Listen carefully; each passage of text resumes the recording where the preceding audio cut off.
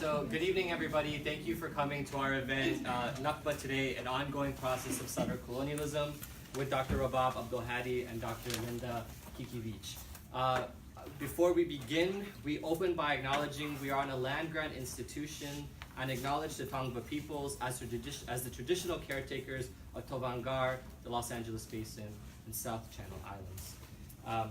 I wanted to make a few remarks about how this program came together. So this came about last year, this exact same time, where we had students from UC Irvine in attendance, and they actually wanted to have Dr. Abdulhadi talk on their campus. And so we kept in conversation with one another, and at the National Students for Justice in Palestine conference, when we met, they said, yes, we said we wanted to do it, but we actually want to see this materialize. We were in conversation with Chris and Maritza as part of Eagle and Condor Liberation Front, and then together we decided we want to do a massive collaborative event. And to that we have, I guess we could talk about our co-sponsors now. There's a long list, so I don't want to miss anybody, but on the flyer, we have Students for Justice in Palestine, Graduate Students for Justice in Palestine, Jewish Voice for Peace, Muslim Student Association, Eagle and Condor Liberation Front, CARE, which is the Council on American Islamic Relations, Al-Awda, the Palestinian Right of Return Coalition, Amani, the president, is sitting with us now, longtime friend and comrade. We also have fiscal sponsors, including the Graduate Student Association, the Campus Life, which is part of the associated body funding source, as well as the Equality Initiative and Diversity.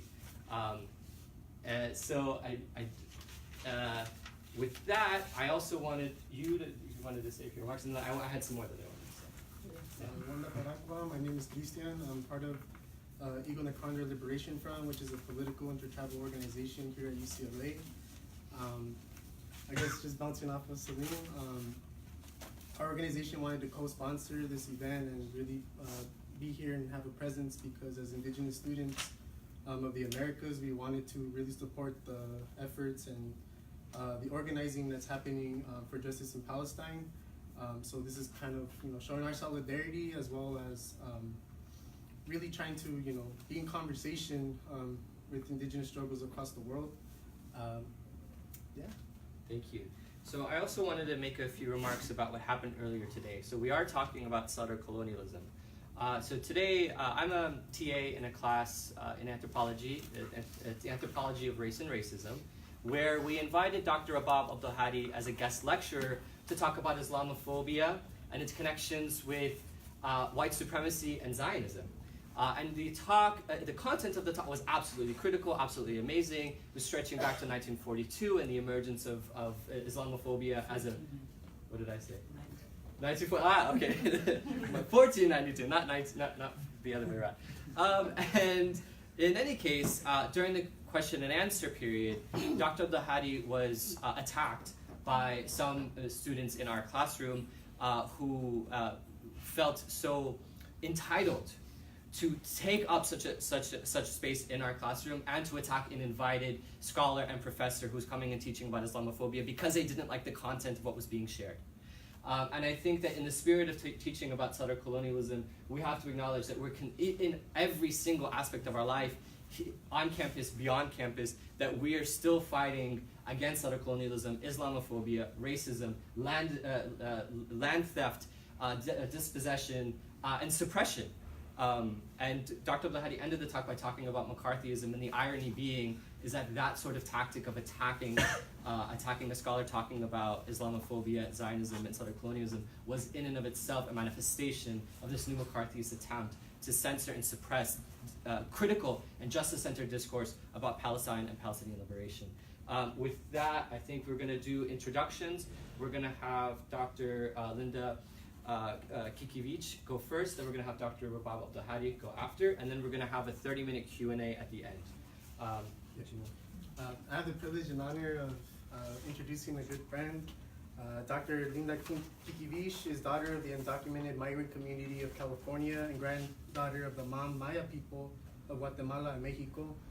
She received the doctorate in geography from the University of North Carolina at Chapel Hill in 2012 and held the Andrew W. Mellon Postdoctoral Fellow in Critical Global Study, or Humanities, at Brown University from 2012 to 2014.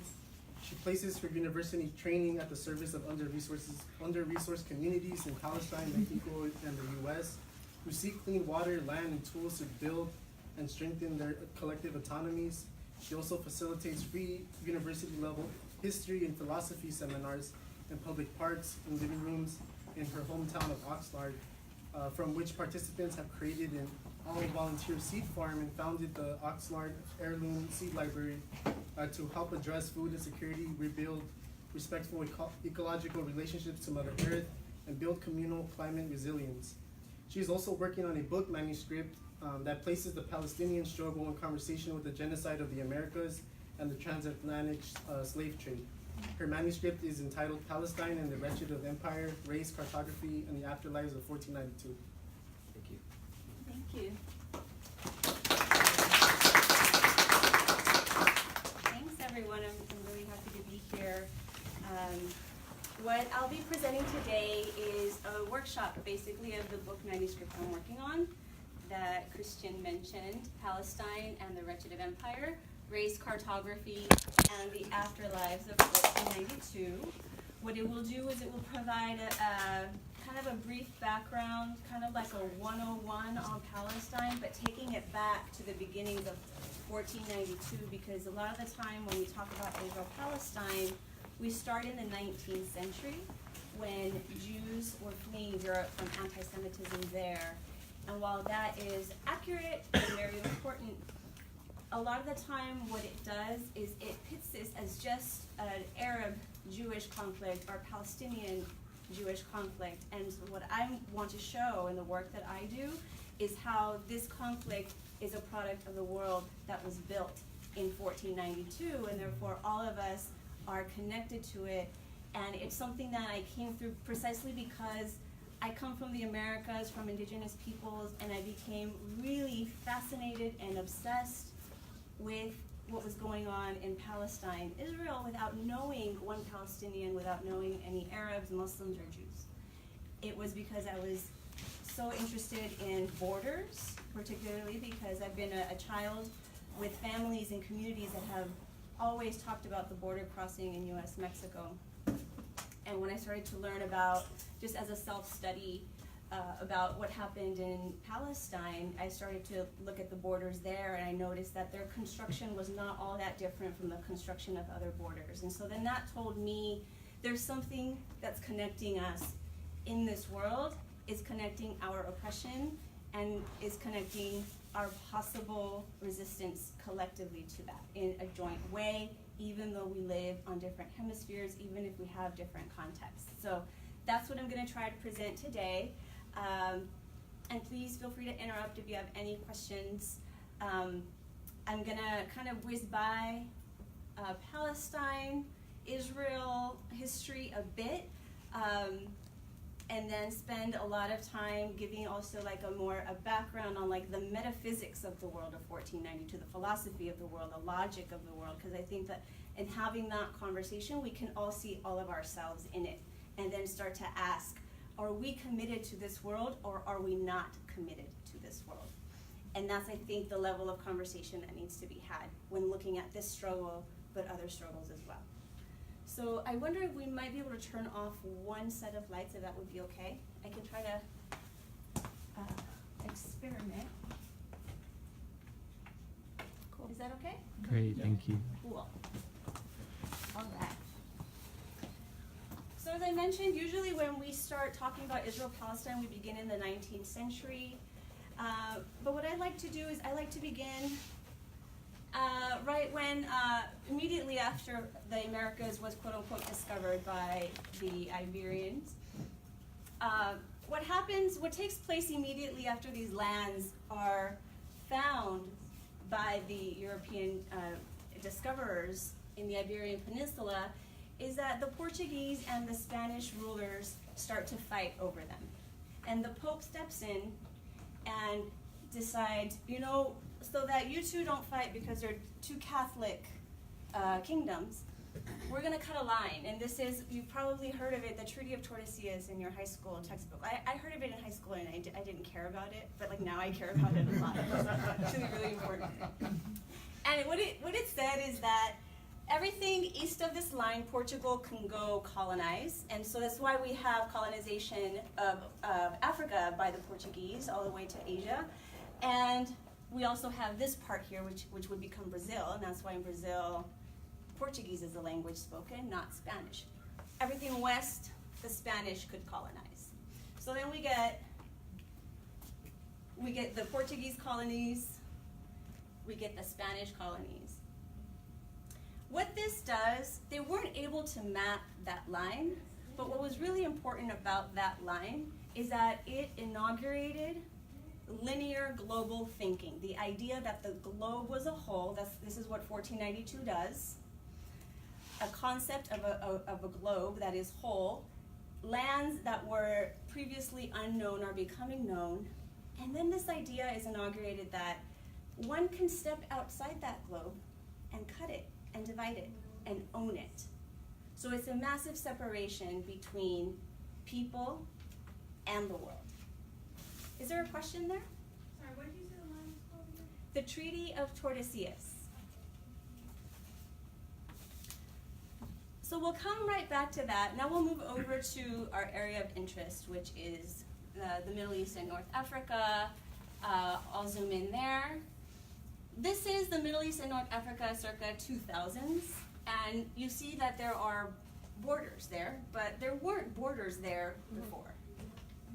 And I think that this is what's so important about learning about history, is that you see that things weren't always this way, and therefore they didn't have to be this way, and they could be otherwise.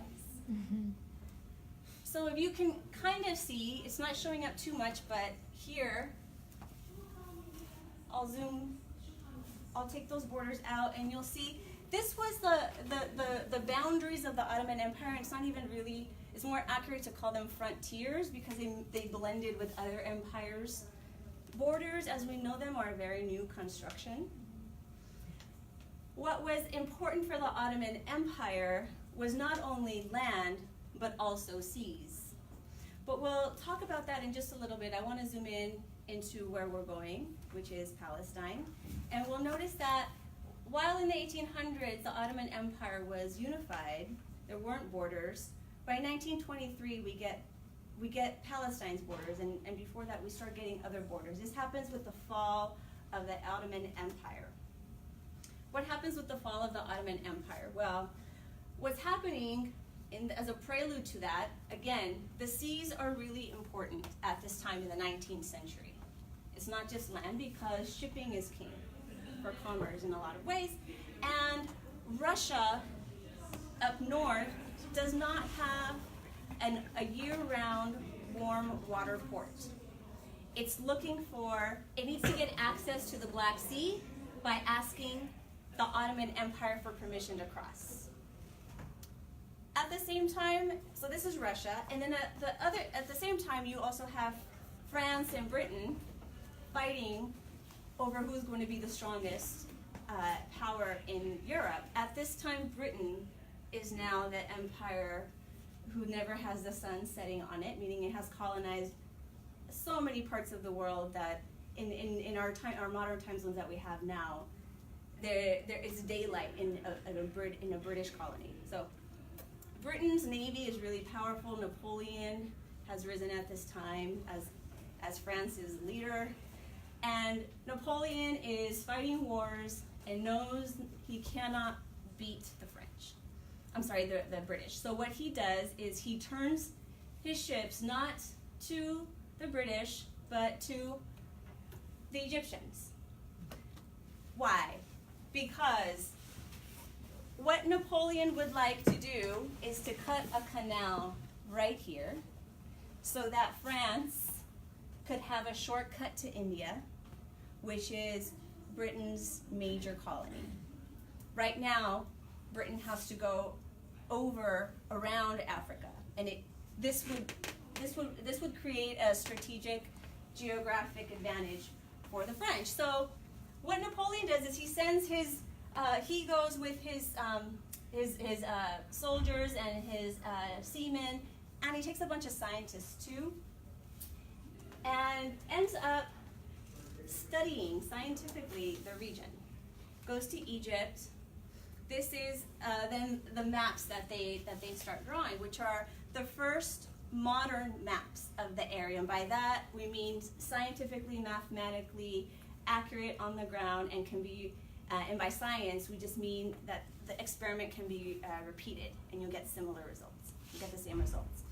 So Napoleon's men create the first modern map of the area, and in there are some sheets of Palestine, because look, here is Palestine. Eventually, we end up starting getting an idea of modern Palestine. This is a very important map that gets created of Palestine in the 19th century. So after Napoleon's military is defeated in Palestine, defeated because the British come and help the Ottomans defeat Napoleon, because the British do not want the Ottoman Empire to fall if the British cannot have those lands. Because if the French get those lands or the Russians get those lands, then it's going to change the power imbalance in Europe. So notice how they're treating these territories. They're treating them like objects for power and for control and for rule, which is not unlike they've done already with the Americas. In the 19th century then, when Napoleon's military fails, they go back to Paris, and because he took all of those scientists, they were able to create the Encyclopedia of Egypt, which is a very famous encyclopedia. If you're an anthropology student or archaeology student, it's canon. And in that encyclopedia, there are these maps, but there's also a lot of detailed description of the flora and the fauna, and of course of the pyramids. And that encyclopedia travels through Western Europe and North America, and it points out to especially evangelical Christians that, wow, the Holy Land is open again for us to go to. Because if you remember, the Crusades from almost 1,000 years before had already beat out Europe, and the Ottomans had eventually taken over. So then this was signaling to Western Europe, to Europe in general, and to its children, North America, that the Holy Land, that Palestine, could now be traveled to. And this is exactly what they did. Evangelical Christians from the United States and from Britain went to the Holy Land, as they called it, went to Palestine, and they took their Bible, the Hebrew Bible, the Old Testament as we call it colloquially, and they decided that because their interpretation of Scripture was literal rather than allegorical, they literally believed that the Red Sea parted, for example, rather than understanding that as an allegory, as so many other traditions have done for a long time. They took the Hebrew Bible as a field guide and decided that they were going to map out the land that God had given to the Israeli tribes. This is what they came up with, and they did it with the help of the British Empire, because they were the ones with the engineers, they were the ones with the cartographers. These evangelical religious scholars, they only knew Scripture, they didn't know how to create maps. But the British Empire was more than happy to have this cover of religion and science to go in here and create maps of the Ottoman territories that they were hoping one day they would be able to possess. What's interesting, though, is that this is really just the map of Western Palestine, because according to the Scripture, the land of the Hebrews extended out. But the U.S. Americans wanted to get in on this mapping game, and so then the British said, okay, why don't you guys take Eastern Palestine, we'll do Western Palestine. And through an accident of history, Eastern Palestine did not get mapped. The Americans were not very good cartographers. And so then we just get Western Palestine, and that becomes the imagination for Europeans of what the Holy Land looks like in maps. And you can kind of start to see then how it'll get its shape. It eventually ends up getting the Negev desert down in the bottom. So eventually World War I comes. This map lasts for decades, And the British are able to use it during World War I to defeat the Ottomans. And the British and the French are allied. They make promises to the indigenous population, hey, if you help us overthrow the Ottoman Empire, you can get your own state, because now we're living in a world governed by states, early 20th century. What ends up happening, and it doesn't come up too clearly here, but I suggest if you haven't seen the Sykes-Picot map, Sykes-Picot Agreement, it was a secretive agreement during World War I between the British and the French and other powers, such as the Russian Tsar, that actually we're really going to cut up this area and give it to ourselves. We're going to rule it. And if you study it a bit more, you start to see very strategic points. So here, the British wanted to have their own port in Palestine that would connect to the oil that they would find in Kuwait and then ship it out to the Mediterranean, for example. Syria here and will become Lebanon would go to the French, which is why in Syria and Lebanon they speak French in addition to Arabic. And because the Russian Revolution took place shortly thereafter, the revolutionaries leaked this map to the world. And everyone found out that the great powers had been making conflicting promises to the indigenous population, when in fact they really wanted to take possession of these lands for themselves. Notice, if we go back just a couple of decades, the world had already witnessed the scramble for Africa. This was, again, Europeans having their maps out on the table and cutting up the continent so that they could own pieces of it, disregarding that there are entire lives here that these borders don't match up with either. We had seen previously in the Americas the viceroyalties of Brazil for the Portuguese and of Peru and of New Spain for the Spanish. Same logic. So back to that logic that was inaugurated by 1492 of global linear thinking. We eventually start getting the idea that the world should be carved up into nation states. When the French Revolution takes place later on in the 18th century, we start getting the idea that the monarchy should be overthrown, and a lot of the borders, the global linear thinking continues to be preserved, and the idea of nationalism and the nation state arises, that supposedly everybody's the same within these borders and can agree to a common rule. This is new. Going back to Sykes-Picot, we see this here. You see Palestine here. It was going to be under international protection, supposedly. The British ended up getting it. But notice that map that we saw of Western Palestine, it's the same outline. This was the imagination that was created through the confluence of religion, science, and empire. Coming back, Palestine eventually gets its borders, 1923. And so then here we go with Israel, because what's going on with this idea of border thinking is taking place internally in Europe as well. The idea of the nation state, that everyone within a contiguous territory that can be bounded up is similar enough or shares enough characteristics such as history, language, culture, etc., that could be governed as one, starts taking place. And so then what that happens in Europe is that this very disturbing question arises of in each country. For example, well, France is for the French, but who is French? Who is French gets defined over who is not French. Who is not French is the Germans, who is not French is the British, but also internally. There are autonomous Jewish populations who had been living autonomously in Europe for centuries, who had their own laws, who had their own communities, took care of each other, and they looked different. They didn't look French, quote unquote.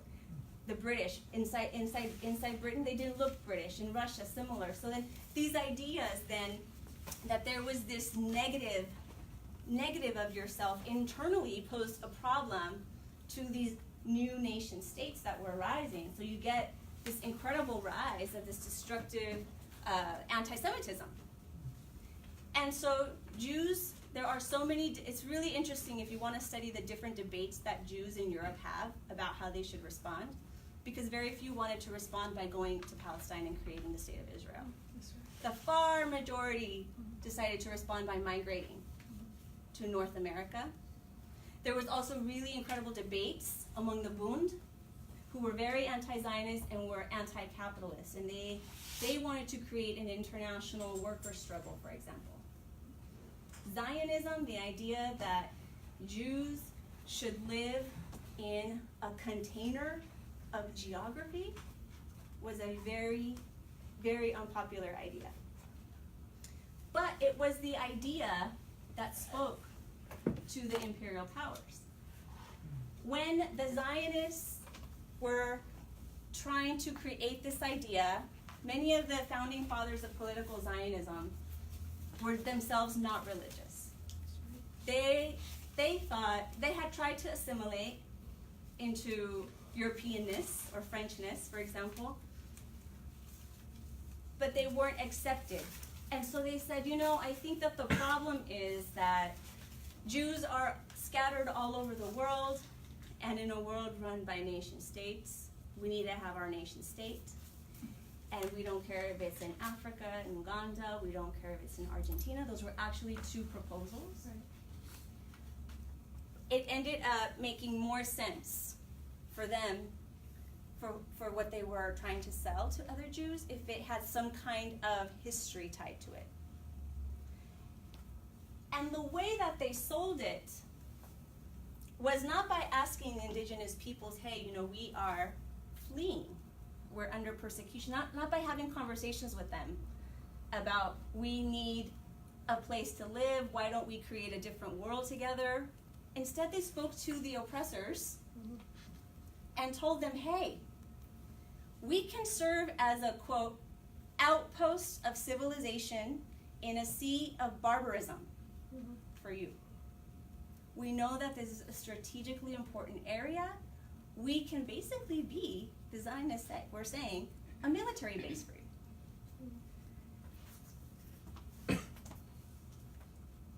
With the horrors of the Holocaust, there's a question back there. Yep.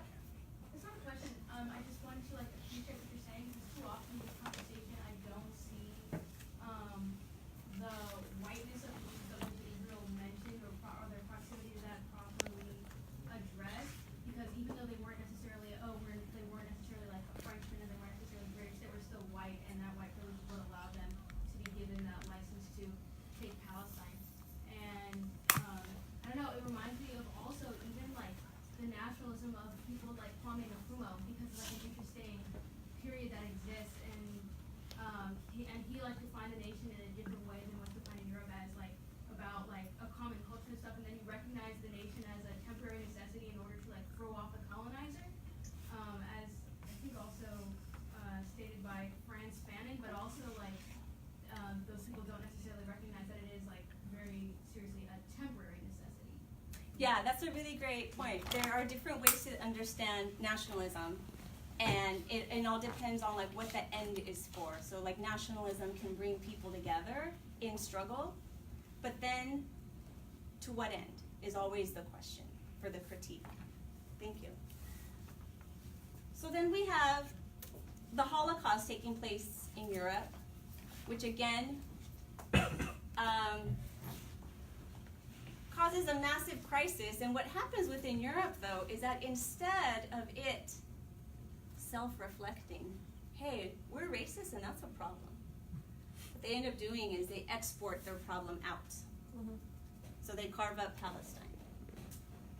This is a pattern in Europe of exporting out problems. One important example of that is as capitalism is growing, gaining strength, and pushing people off the land in Europe, there are uprisings. And the way that the powerful respond to those uprisings is by saying, hey, there's all this land over there in the Americas you can have. Australia. And so then they become someone else's oppressor.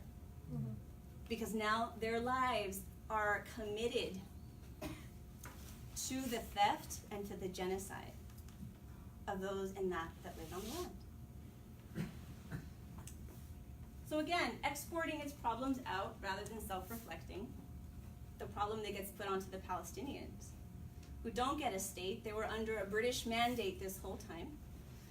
And the United Nations, with the guilt of the Holocaust, says we're going to divide up Palestine in the orange. We will create a Jewish state in the yellow, an Arab state, and the purple is going to be the international zone of Jerusalem and Bethlehem. It's interesting how there's a whole other story to tell about how like this was all jaggedy. I've written a paper about it if you're interested. It's called When the Carob Tree Was the Border, of how the West Bank became the West Bank through resistance. But we get then, there's only one state that's created by the end of the fighting, and that is Israel. And you get this massive exodus of refugees fleeing war. Many of them end up in Gaza. Many of them end up in the West Bank, which is the west bank of the River Jordan. Many go into Jordan, Syria, and Lebanon in refugee camps that still exist today. There's also Palestinians that continued staying on the land and were under martial law for the first generation, and then had citizenship imposed onto them so that Israel wouldn't look like an undemocratic country. So there were like about 800,000 refugees that are now millions. 2 decades later, the Six-Day War, Israel takes more land, the Sinai Peninsula, Gaza.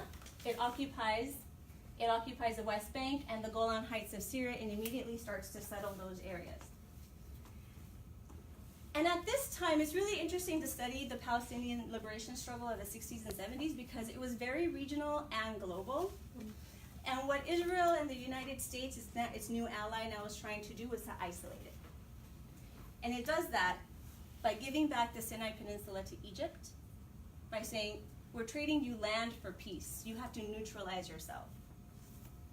Which isn't really neutral. You have to basically be on the side of Israel without really saying that, because that's really unpopular to say. Right. Notice that the Golan Heights are still settled. With the uprising, the Intifada of the late 80s, and then the peace process of the early 90s, we get then this new framework of what Israel-Palestine is, or of what the conflict is, and it is this: a two-state solution. The idea of the Palestinian leadership who came into agreements with the Israelis is the refugee question is just going to be tabled. There are refugees that continue to demand their right to return because they were given that right by the United Nations in exchange for Israel being a member of the United Nations. They're supposed to allow the refugees back. Mm-hmm. But what ends up happening is that this two-state solution is going to be Gaza and the West Bank for the Palestinians and then the rest for Israel. And then there's like all these contradictions, though, that don't get addressed. And so what happens to the Palestinian citizens of Israel? Well, many Israelis would like them to leave because they like their demographic quote-unquote miracle, as they've called it since 1948, that it's majority Jews. They want Israel to be a democracy and Jewish supremacist. And the only way that that can happen is if the population of Jews outnumbers the population of non-Jews. It's a huge conundrum. But notice how the Golan Heights is no longer part of this framework. The conflict becomes Israel-Palestine, not Israel-Arab, not Israel in the world. Mm-hmm. This is probably one of the most famous sets of maps anyone sees who studies this conflict. You see the shrinking Palestine, Israel, Palestine shrinking, expanding Israel. And here, I like this set of maps because it shows in the Galilee, which is Israel, the Palestinians who live there. Mm-hmm.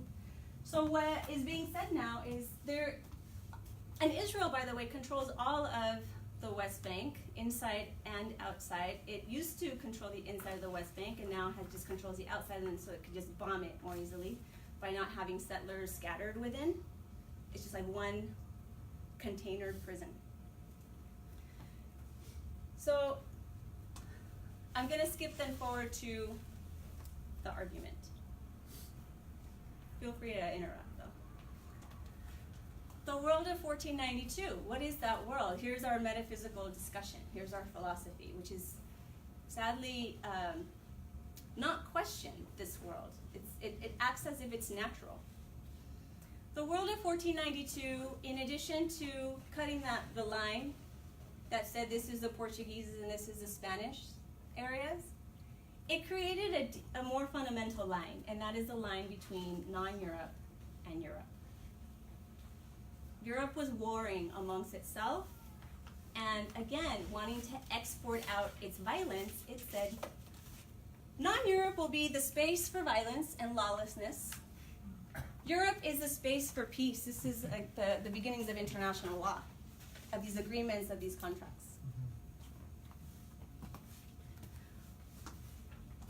Speeding up to then what happens in the 20th century, because there's so much resistance going on to this configuration among the colonized world, this becomes unpopular. The word colonialism becomes unpopular. To say that if there's a Europe and a non-Europe and that one is superior and one is inferior becomes unpopular. Notice that what's really key is the way that in Western philosophy, the way since Aristotle on, difference is understood as negative. There is no complementary difference. The way that maybe Asian or Mesoamerican philosophy, like where gender, male and female are complementary opposites, no. The way that in Western philosophy opposites are understood is through a negation. Superior, inferior, you immediately have to rank one over the other. This is the foundation of Western philosophy. This is then the foundation of Western politics. This is then the foundation of your political science class and your econ class. The 20th century then, because this becomes so unpopular, and because the Nazi Holocaust becomes the marker for the greatest crime against humanity, and it becomes the marker for the greatest crime against humanity conveniently so that we don't have to talk about the genocide of the Americas and the transatlantic slave trade. It's something that Germany did at one small point in time, right? It's convenient for the great powers to say that, to mark that. The world of universal human equality, now this is the time period of human rights, the 20th century on, following World War II. What happens though is that there's still this negative distinction. In order to create this idea of the human that is bound by a peaceful world, who is a rights-bearing subject, we have to define it by what it's not. It's the non-human. This still continues to become tricky because, again, Europe hasn't confronted its race problem, which is the foundation of which is this, the human-non-human split. Indigenous peoples were considered non-human for a very long time. Slaves are in the realm of the non-human. This is the transatlantic slave trade. What the genocide of the Americas does is it imposes this world by extinguishing other worlds. As I mentioned, in Mesoamerican philosophy, the philosophy is very different. There's a more respectful relationship to the natural world. We don't understand ourselves as superior to Mother Earth, for example. We don't understand ourselves as superior to anybody. We're different. The genocide of the Americas needed to extinguish those other possibilities to impose this one, which is now naturalized. The transatlantic slave trade, what it does, it creates the subject here of black to white. White is the realm of what is human. The slave, the black, is a realm of what is not. In order to have the white, we must have the black. In order to have the master, we must have the slave. Because if there is no slave, there's no master. If the slave runs away, there's no master. So some responses assimilation is our great response. This is what this university does, just like all universities, tries to get us to assimilate. We get to learn, we just have to learn the language. We just have to learn the ways of the civilized world. What that does, though, this is liberalism in a lot of ways, because what it does is it creates other distinctions. The good migrant, the bad migrant, the good black person, the bad black person, the good Muslim, the bad Muslim. Notice that this logic continues with this resistance. An argument that I'm making two main arguments in the book. One is that Israel is this response of assimilation, but not full assimilation, because it uses its status as wretched of the earth, Frantz Fanon's phrase for those at the very bottom.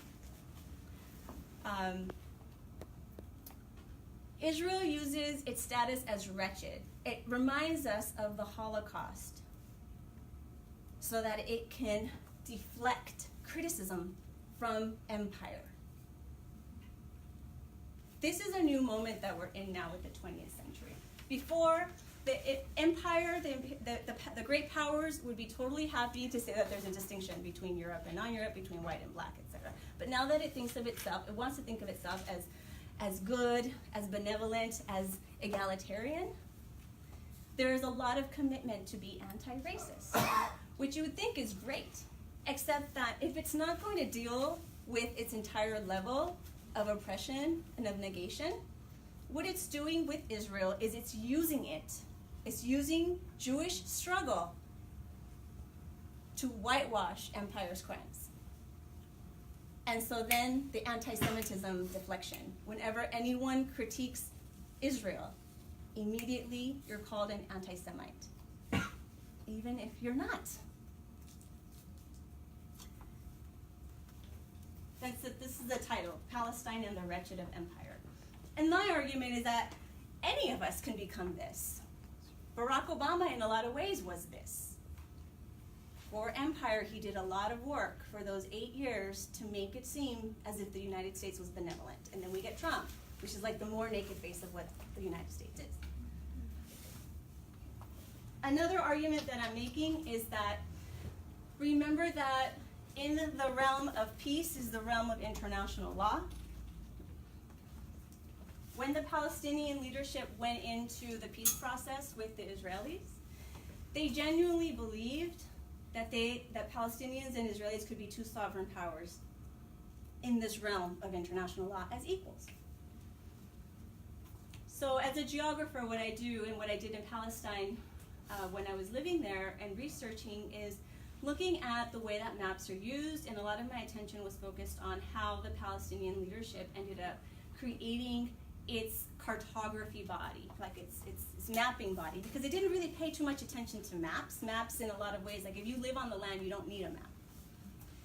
Modern maps in a lot of ways are for outside folks. But now that they're in the peace process with Israelis, they needed to map out this two-state solution. And so much of the focus, the obsession of the Palestinian leadership was, give me the border. Just give me the border of the West Bank, Gaza, everything, because there's so many settlements in the West Bank that it's so difficult to even map out a border. Give me the border, give me the border. Israel refuses to state its official borders. It still has not. So while this is the realm, let's pretend that this is like where you map out lines, right? So another argument that I'm making is that while the Palestinian leadership really believes that it could be an equal sovereign with Israel, and you look at the way that they treat maps as that, because Israel refuses to map with them, because why? Because for Israel, this is the border between them and Palestinians.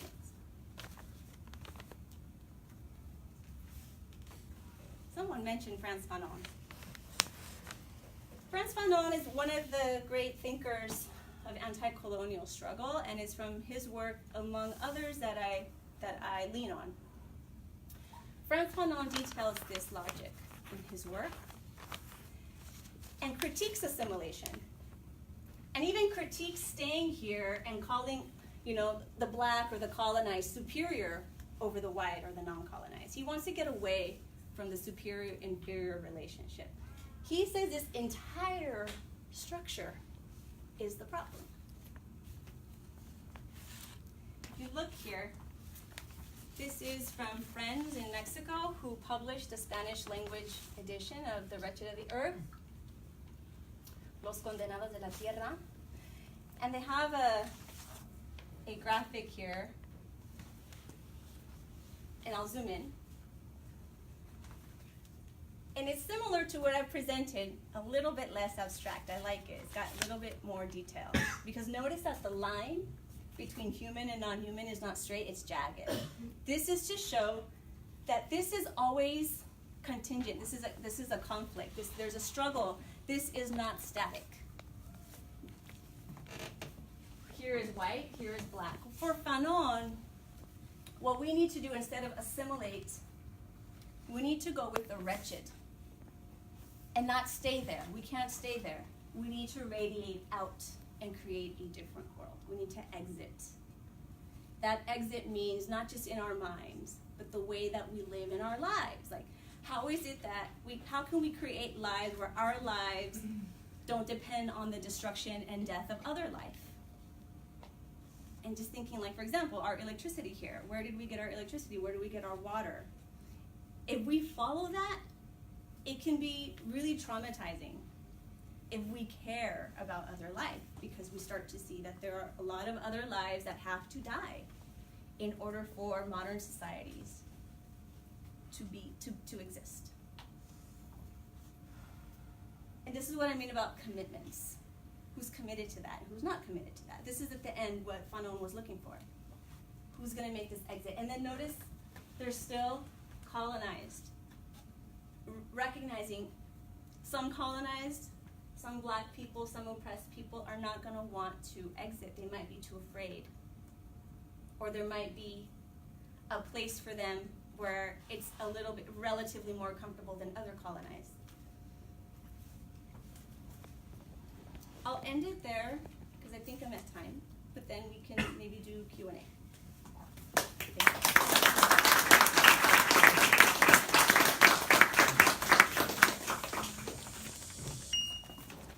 So, thank you so much for that talk. Next we have Dr. Rabab Abdulhadi. So Dr. Abdulhadi is director, founder, and senior scholar of the Arab and Muslim Ethnicities and Diasporas program at San Francisco State University. Before joining, she served as the first director of the Center for Arab American Studies at the University of Michigan at Dearborn. She's co-founder and editorial board member of the Islamophobia Studies Journal, lead editor of Arab and Arab American Feminisms, Gender, Violence, and Belonging, and author of over 80 articles in Arabic, English, Spanish across publications including Gender and Society, American Quarterly, and Journal of Women's History, as well as anthologies that include We Will Not Be Silenced, The Academic Repression of Israel's Critics, and With Stones in Our Hands, Reflections on Racism, Muslims, and Empire. She is a policy advisor for Al-Shabaka and serves on the board of the Afro-Middle East Center in Johannesburg, South Africa, and the International Advisory Board of the World Congress of Middle East Studies. She built the Ahmed Studies program with courses such as Palestine, comparative border studies, Palestine and Mexico, as well as colonialism, imperialism, and resistance. She is faculty advisor to the General Union of Palestine Students, Muslim Student Association, and the Muslim Women Student Association. She created the Edward Said Scholarship at San Francisco State University and developed the collaborative agreement with Najaf National University, the first agreement San Francisco has with any site in Arab and or Muslim communities. She co-founded the Union of Palestinian Women's Association in North America, Palestine Solidarity Committee, California Scholars for Academic Freedom, U.S. Campaign for Academic and Cultural Boycott of Israel, as well as Feminists for Justice in and for Palestine, where she co-led the National Women's Studies Association's successful BDS vote. She developed the project Teaching Palestine, Pedagogical Praxis, and the Indivisibility of Justice that has held conferences in Palestine, Cuba, Spain, Atlanta, Georgia, and South Africa, with more to come. Thank you so much, Dr. Abdulhadi. We're just gonna change the slide real quick. Maybe you do it. I don't know. Is there a, do you have a? No. Oh, no.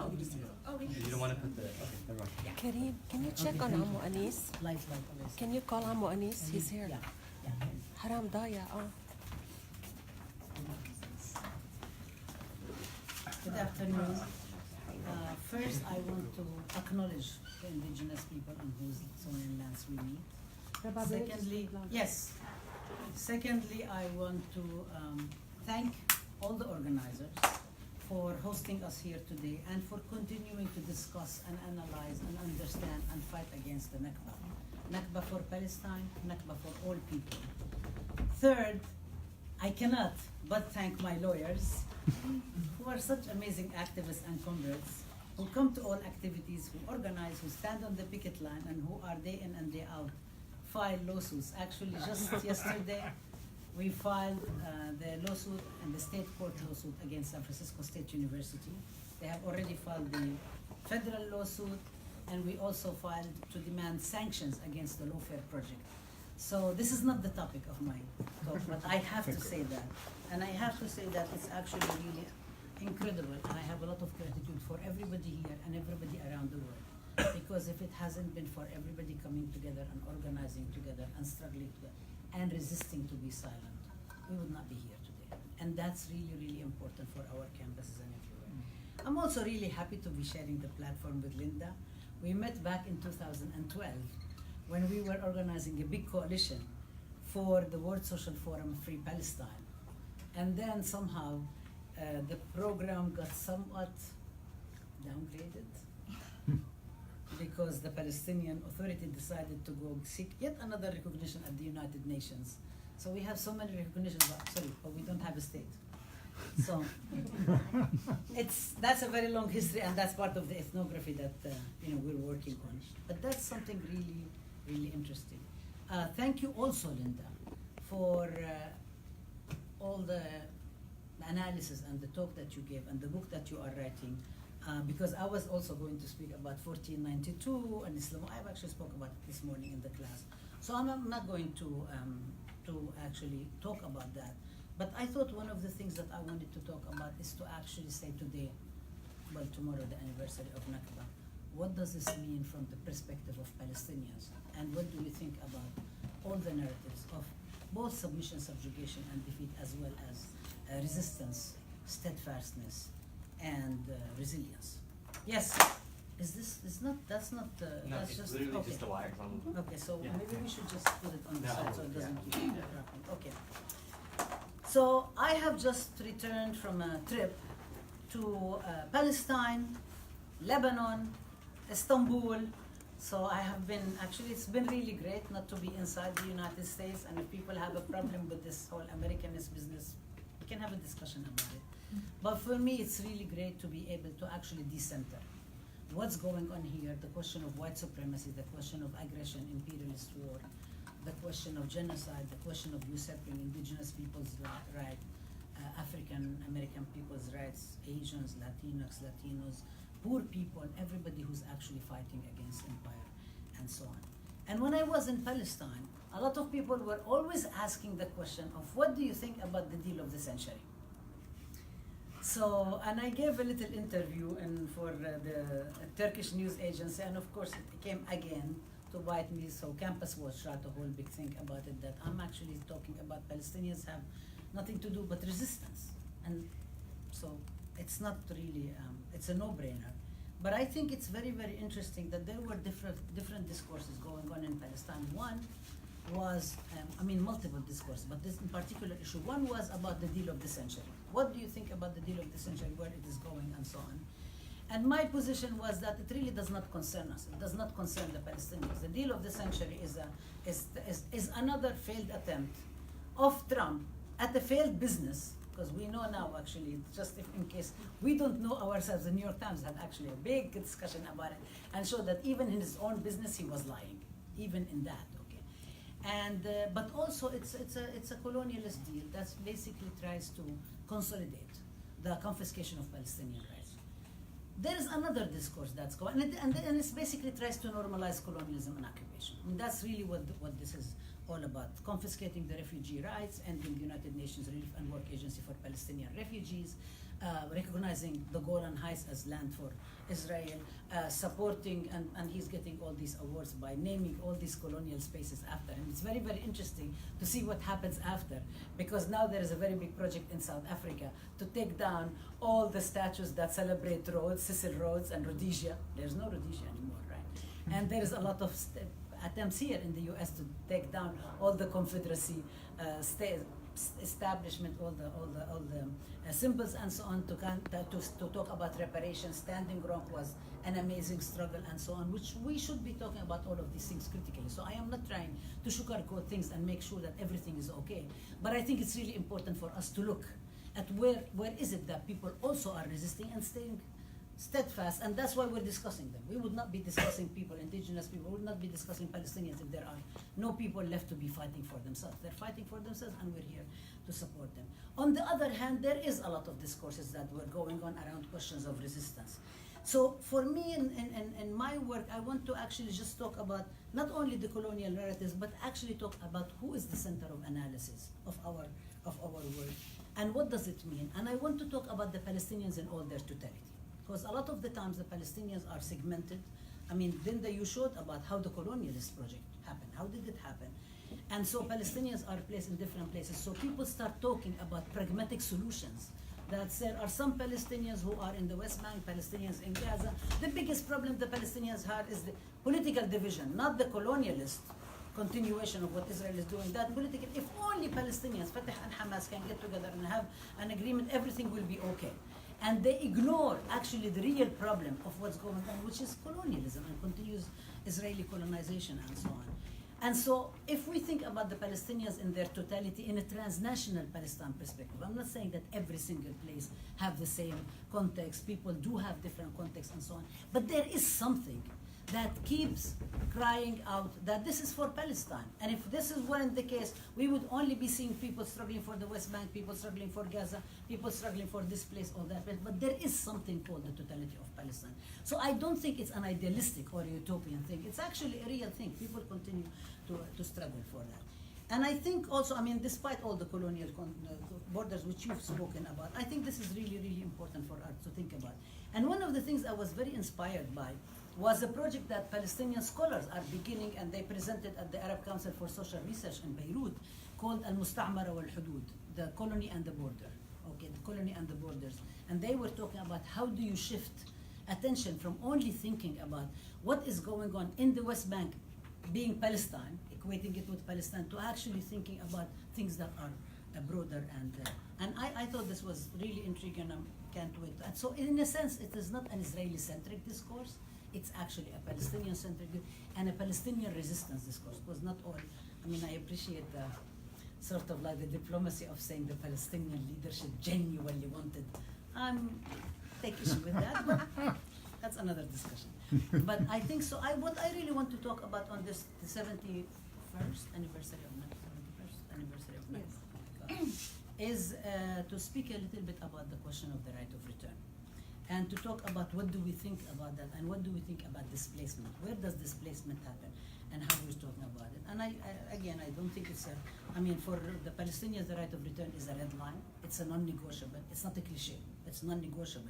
At some point post-Oslo, post-Oslo, of course, in 1993, there were discussions about how many refugees will be allowed. I mean, even the language is allowed, as if it is. When you talk about allowed, already you're expropriating the language of agency, or you will be allowed to return or what. And there was a lot of discussions about that, and then things started shifting again. And now today, Trump has his own fantasy, and Kushner has his own fantasy, and Netanyahu have their own fantasy of how they want to end up the Palestinian struggle, but it's not working. I mean, it's not working. Today is Tuesday. In 3 days, there will be another great march of return, and there will be people who are protesting again, and they will continue day in and day out. And this is what I really want to talk about. And so this is very much grounded in Palestinian reality, despite the crisis of leadership that we have. And it's also grounded in my study of social movements and the ways in which people actually come together to organize and change things. And as I said, this whole question of what's going on in Gaza and the fact that people continue to resist despite starvation, despite the closure of the borders by Israel and Egypt, despite all the international isolation and so on, people continue and they put themselves back on the map. Every single time people think it's gone, they come back and they say, no, we are here, and so on. So this is really important. So what I'm doing is I'm drawing on my research and scholarship and advocacy, and I always say we, because we need to talk about the collective we and so on, even if we have individual agreements, but and individual research and agreements. So I turn first to the whole question of indigenous storytelling. And what does it mean when people indigenous anywhere, when people who are marginalized anywhere tell their stories? And who tells the stories and what stories get validated and so on. And then the second thing, and when we ask who cares, are we asking who cares who's on the part of the colonizer, or we are asking who cares in terms of the people who are indigenous themselves? And a lot of the time, people don't tell the stories for the sake of the colonizer. Sometimes we are forced to, because we have to over-document, because our story is challenged. So we have to go again and again and do it. But I think it's really important for us to keep remembering that the reason we do that is because it's a reaction to colonialist and imperialist and oppressive structures, not because people themselves actually choose to sit down and think about it. You spoke about Fanon and the whole question of the master-slave narrative. The thing is that the slaves don't really care about what the master thinks, unless they want to enter into what you're talking about is the domestication or the assimilation thing, that you want to be able to assimilate in a colonial structures and then decide how you want to do and appeal to the colonists to whether accept you or not accept you. But if you really don't care at all, and this is a very interesting that today, after 71 years of Nakba, over 100 years of the Balfour Declaration, after 103 years of the Sykes-Picot Accord, 2016, and so on, we see a big debate among Palestinians inside Israel whether to participate or not to participate in Israeli elections. I mean, that in itself is a very, very big debate that some people try to dismiss and say, the people don't want to study and so don't want to participate. And then some people say that it was because the Likud was spying on people, which is true. The Likud was spying on Palestinians who were voting and so on. So it did lead some people to be afraid. But there is also a principled position that people said we're not going to participate. There is a very big debate that we had a big discussion with Hanin Zu'bi and many Palestinians in the 48 areas, actually on the Day of the Land last year, right when the Great March of Return began, to ask about what do you think about the elections? What do you think about what is Israel? How do you deal with the question of Israel? So there is a lot of debate going on. There is another debate, big debate that is going on among multiple people, Palestinians and Israeli Jews, Palestinian Arab and Israeli Jews, who are talking about a project called the one-state solution. And I can talk about that a little bit later because it is not the first time that there is a project called the one-state solution. But it's very interesting because it's coming from that particular place. So the positionality in itself is actually a very important place. So, but also methodologically, I want to also think about what Edward Said talked about, the permission to narrate. Who do you narrate and how do you narrate and who gives you the permission to narrate, to tell the stories or not? And if you tell the stories, how do you tell the stories? And whose stories do you tell? And so I'm being very mindful of it and very mindful of why do we produce knowledge? At what cost do you produce knowledge? And what does it mean to be an engaged intellectual or not an engaged intellectual? And how does this all shape scholarship? In other words, how can we imagine the impossible, quote unquote possible, or parenthesis I am possible, in the question of Palestine? So I want to just share with you some of where I've done some of my research because it's kind of telling and I basically cheat and steal a little bit more things to stick into my talk. But I have been doing research specifically around the questions of interviewing people who are displaced and refugees since, I guess, 2000 and to the present. I have interviewed a lot of Palestinians in refugee camps throughout my analysis, my dissertation research, my undergraduate research. And it's very interesting because a lot of the times I always ask people to identify themselves. And people will say, Ana Laja ibn Laja, Ana Laja ibn Laja. I'm a refugee, son of a refugee, or a daughter of a refugee, and so on. So there is this very big recognition, regardless whether people live in refugee camps, regardless whether they're staying there or living somewhere. I've been to Palestinian refugee camps in Lebanon, from Ain al-Hulwa, Mar el-Yas, Shatila, to Nahr al-Balad, which is destroyed, I've been to Nablus. I did interviewed people and spoke to the people in the 3 refugee camps, Ain Biltilma, Askar Balata. I've been to multiple places in the Haitian refugee camp, in Shu'afat, in a lot of the Gaza before 2000, because after that it was impossible and so on. So there has been multiple ways, and I can talk about that later on, but I don't want to take too more time. But we've been in many places to think about what does refugee, what does displacement, what does repatriation, and the whole question of return mean?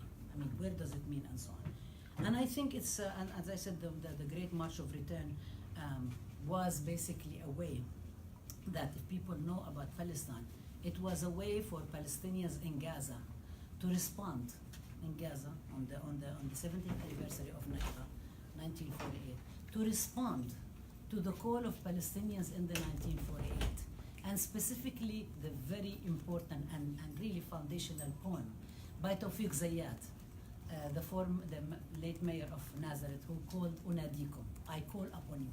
And it's a very, very big poem that actually one of the symbols of resistance. And Tawfiq Zayyad was one of the leaders of the creation of the Day of the Land in 1976 on March 30th, from which the Great March of, I'm sorry, because I'll get very tired, so I'm kind of like, my energy saps a little bit, so I will try to stay, yes. So the Great March of Return, Tawfiq Zayyad was one of the people on the movement to defend the lands inside the 48 areas. And I think even the poem itself, I wish people kind of analyze it more and more and more. What does it say? And when he says, and I want to just say a couple of words, أناديكم أشد على أيديكم وأبوس الأرض من تحت أنعالكم وأقول أفديكم. I call upon you. I hold and strengthen your hand. I kiss the land, the soil, on which your souls have stepped. And I say, I will sacrifice you. It's very, very interesting. Why it's interesting is because Tawfiq Zayyad himself was a member of the Israeli Communist Party. He was a member of the political bureau of the Israeli Communist Party. And in our Palestinian narrative, we all sort of have all sorts of critiques of the Israeli Communist Party and Arab communists, not, by the way, out of anti-communist feelings, but because people don't feel that they have actually, like they've accepted Israel sometimes, they have had some kind of reconciliation. So, but it's very interesting to read the poetry, whether you talk about Tawfiq Zayyad, whether you talk about Mahmoud Darwish, or you're talking about Samih al-Qasim, who wrote the very famous poem, I Am Enemy of the Sun, that was again then written about and rewritten by George Jackson in his prison cell, and then it became as if it was George Jackson's writing until people exposed it, said that it wasn't the case, and it was actually Tawfiq Samih al-Qasim writing. But I think it's really, really important to think about that, because there is sometimes a lot of discrepancy between the ways in which political leadership talks about something and the ways in which people on the ground not only reproduce sometimes and hold the line, but how they practice and how they enter into anti-colonial resistance or participate in it. How do they do that? And I think that's, I mean, so to me, the whole question of actually participating in that, in the Great March of Return and doing that, that was in itself is very interesting. It's also very interesting to think about how the Israeli Zionist perspective, including the New York Times, made a lot of fun of the Palestinians at the Great March of Return, holding what they called picnics. I'm not even talking about the big banners of Mandela and Gandhi and Martin Luther King, where also the especially the New York Times had a lot of fun about the fact that we had all these that there were all these posters, and then the Palestinians really mean peace? Are they talking a non-passive resistance and so on? And again, the Palestinians were actually telling a different story completely. But the mainstream only read one thing, and they could not even get more clearly intellectual to see clear about what the Palestinians were saying. I mean, it was such a lazy, but also a very racist kind of discourse. And the Palestinians who were holding picnics they failed. The New York Times, for example, failed, and other people failed to understand what does it mean for people, communities all, to go to the border in a very difficult condition, and the fact that they have no electricity, that there is no fuel, there is no money, there is medical supplies are getting small, they are unable to leave in order to go get education or get medical or see their families and so on. All of the stuff that's going on, they're getting bombed day in and day out in Gaza, right? Meanwhile, people are actually going there, creating a zone of quote-unquote normalcy, but it's actually resistance normalcy because their life is being threatened every single day by Israeli snipers, right? And to be able to sit, and if you watch a lot of the Arabic videos, you will see that people were sitting and passing on the stories of their lives from before 1948 to the present of what's going on. This is the people who are intended to resist. There's people who intended to live. And if people have any doubts about it, go watch and see what's going on. I want to also talk about the very other places of displacement, and I have time, right? I do have time. How much time I have so I can parse out? I have a lot of stuff. You have 25 minutes. Oh, perfect. Okay. So the next place of displacement and return that we don't think about displacement and return is what's happening to the Palestinian people in Nakba.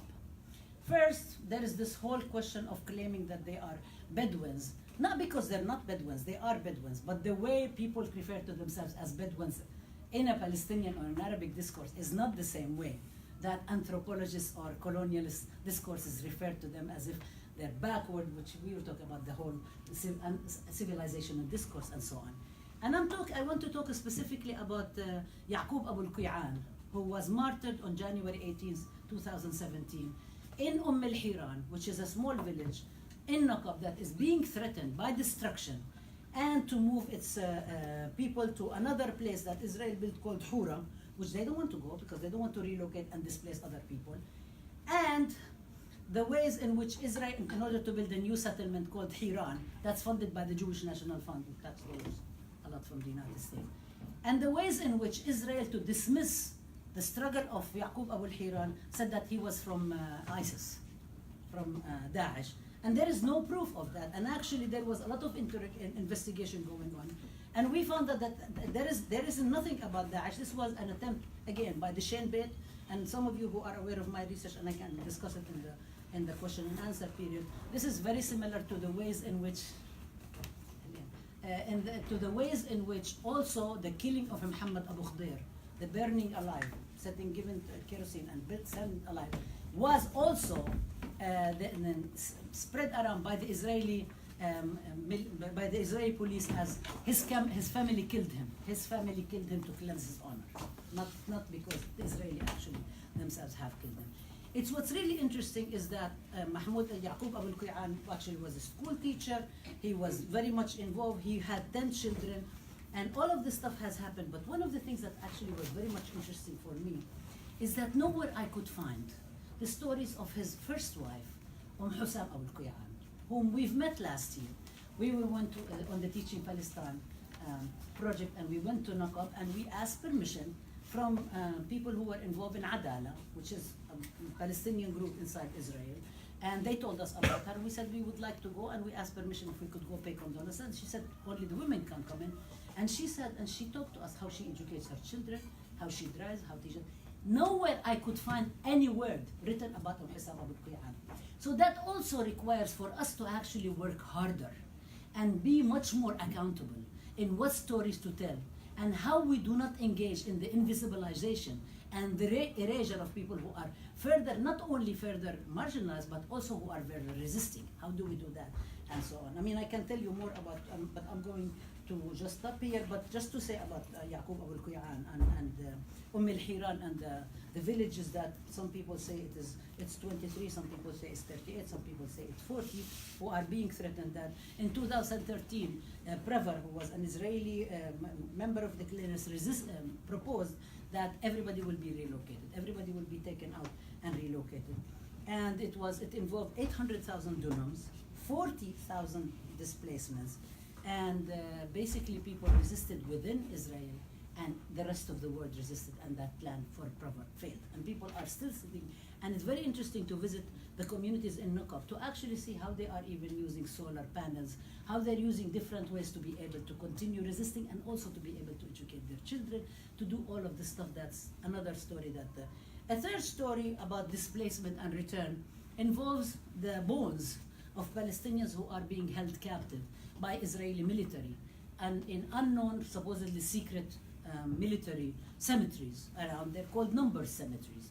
And I was very much intrigued, in also part of my work gender and sexuality and work on Palestinian women's activism, and also to be able to represent the Palestinian women from different political groups. So I would just say that's also part of my agenda too. So I was looking at the martyrs, and one of the women I looked at is Dalal al-Mughrabi, who was from Fatah, who in 1978 was killed by Ehud Barak, who became Israeli prime minister, and whose bodies have still been held in a Number cemetery.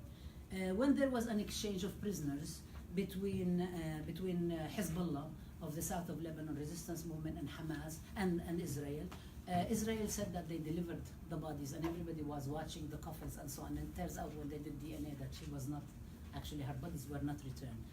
And we visited her mother's grave in the Shatila library, the Shatila cemetery, which is next to the PLO cemetery, next to the Shatila refugee camp in Beirut. Her mother is already buried, and her bones have not been recovered. What's really interesting about Dalal al-Mughrabi, to mention in this respect, there's a lot of things that are quite interesting. But a couple of things. One is that the village of Burqa in the West Bank was going to set up a center and honoring her.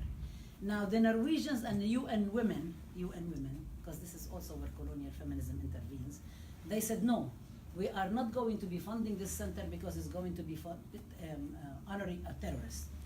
So the male mayor of Burqa said to them, here, take your money, we're going to set up the center anyway.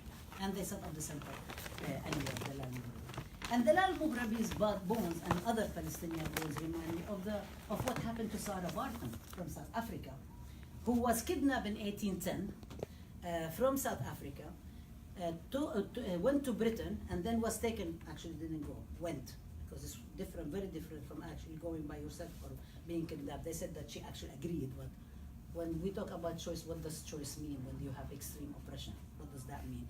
And she died in 1816. She was only 26 years old. And her body and her genitals were displayed at the Museum of Man in France until 2002. The civilized France that actually says that they're going to spread equality, fraternity, equality, fraternity, and what's the street? No, there is three. Liberté, égalité, fraternité. And then the three. Fraternité. No, there is three. Liberty. Liberty. Yeah. And then they come up with the discourse on laicity and which is very, very interesting. You know, it actually relates to what you were talking about, Linda, about the whole human rights discourse and how does it get deployed in colonialism. But what happened to Sarah Barton? The only time she actually received a dignified burial was with Nelson Mandela became president in 1994 in South Africa and asked for repatriation of her. And I'm, by the way, not sugarcoating everything that happens again after 1994. There's a lot of criticism from a lot of people and a lot of our comrades in South Africa and so on, that the project is far from being over. Okay, so it's a much better than what happened in Oslo in 1993, but there is a lot of struggle to be there for equality and for actually really ending apartheid economic exploitation and so on, and the whole question distribution of the land, which Trump tweeted about in August, which was a lie, that white landowners are being killed by black people. Again, another lie. Okay, but some people believe it. But Mandela went and asked the French president in 2002 to hand over the bodies of, it took a very long time, but on August 9th, 2002, on the National Day of celebrating Women's Day in South Africa, which people know you've struck a rock. This is when the women of South Africa went and protested. She was buried, and she has a dignified burial now in Cape Town. It was defaced, people cleaned it up, but it's there. She was able to go home, and her family was able to bury her in peace, or even the new families, because at the time she died in 1810, so now we're talking about descendants and so on. This is where we think about, if we think about South Africa, what do we understand about the Truth and Reconciliation Commission? And what does that then mean for questions of Palestine and holding people who've done wrong accountable and not letting get away with it? So repenting, is repenting enough? And it's a question for us to think about and discuss. At another cemetery, and this is also about return of bones, this is about accountability and justice for all, not just partial justice. At another cemetery, which is in Ain Hod. Ain Hod is a small Palestinian village many of you probably know about, because one of the professors here, Susan Zalamovich, wrote a book called The Object of Memory about Ain Hod. And also there is a film by Rachel Jones, who's an anti-Zionist Israeli person who finished her PhD at NYU, called 500 Dunams on the Moon, which I highly recommend. The film Ain Hod was not one of the 532 villages that were destroyed in 1948. It was reserved and turned into an artist colony for Israeli secular liberal artists who took over the Palestinian homes with their swings and the olive trees and the orchards and even the olive press that they displayed in the museum, and they made it a place for artists to be able to create their work. Every time we go to Ain Hod, actually we pick up sage, meramiya. Meramiya is Maryamiya, the herb of Maryam, Mary, and it's wild herb. And we bring it here, you know, if there are indigenous ceremonies and so on, we kind of like join the sage from here with the sage of Palestine. But it's very, very painful on actually Ain Hod. And Ain Hod has a cemetery outside, right outside the Israeli settlement, Ain Hod. And the settlement and the people from Ain Hod are displaced in Jenin refugee camp, in Lebanon, in Jordan, everywhere else. But there are also over 250,000 or more Palestinians who are internally displaced in Israel. And the people from Ain Hod are some of them who have a new village, but there is a lot of their lands are still not recognized. So if you go there and you talk to people, and we went in 2016 on the first prisoner delegation to Palestine, we met one of the elders who stood at the cemetery, which was a dump, and basically was telling us what happened, the whole details. It's all on video. We're just waiting for funding at San Francisco State to stop its aggression so we can make all of the stuff available to the public. And he started telling us what happened, the history of it, the details of what happens, the negotiations, the paperwork, everything. And his son and his grandson were sitting there listening to him. So the story was being passed on informally, if not formally. And all of this stuff is also being told again and again. And he didn't care if there are people from the settlement coming to listen or not. He was just telling us what has been going on. Last year we went during Teaching Palestine, actually we went and met the rest of the family. We met the daughters, we met them having a restaurant over there, and they're intending to survive. I should just say that the reason people even found out about Ain Hod is because there was a big fire in the trees that Israel planted. They took out all the orchards and the fruit trees, and they planted pine and trees that are actually don't bear fruits. Just for I have two more. You're like 12 minutes. Okay. And so the trees burned, and then Israeli Jews who were living in Ain Hod saw the indigenous people of the village who were living in the mountain there. And so even that has not been recognized, but the people are still living there. People living there, they still tell their story and so on. And actually, I shouldn't say I'm fond of cemeteries. I actually go to cemeteries wherever I go to pay my tributes. I mean, everywhere I'm able to go, I like to go to just pay my tribute to people who've passed and remember who they are, both members of my family and other people. And I guess I have two more examples to share. Two, okay. So the last example, which is actually talks from two refugee camps. Some of them are based in the Shatila refugee camp, and I'm not going to talk about the horror stories of the massacre in 1982. But I want to talk about the people who are remaining in Shatila, the children and the other people in the Shatila, who remember where they came from. And when you ask them where they came from, everybody remembers. I came from Safuriya, I came from this village. They remember, they know where they came from. And this is, we're talking about third generation or fourth generation. In 2000, in year 2000, after the south of Lebanon was liberated and Israel had to withdraw, for the first time, the second time was with Gaza, without any conditions, without any Camp David or any Oslo or any Israeli agreement with Jordan or whatever, they withdrew. The children of Shatila met with the children of the Haitian refugee camp at the borders at Bawabit Fatmi's Gate in the south of Lebanon. And they came together and they renewed their commitment. Some of the people actually met some of their relatives that they have never seen since 1948. They came to that. And there is a film by May Masri, the Palestinian filmmaker, that shows, and I would highly recommend it. Maybe some of the things artistically people may have, issues with it, but I think it's a very good documentary in the sense of raising some of the issues. Even the critique of it will raise some of the issues. In the Haitian refugee camp, which is the side of in the West Bank near Bethlehem, which was also the site where one of our, well, I'll come back to her in a minute. They have, when you go to the camp, there is a big map of Palestine. You go into the Haitian, there is a huge map that faces you, and that defied colonial narratives. In 1998, 1997, when the Pope visited Palestine, they took him to the apartheid wall in 19. This is before this last time they said that he got lost and he ended up at the wall. Given how much Israel controls movement and so on, I don't know if he got lost or the people who took him to the wall and so on. But the people who went with him with the keys of their homes, the keys from 1948.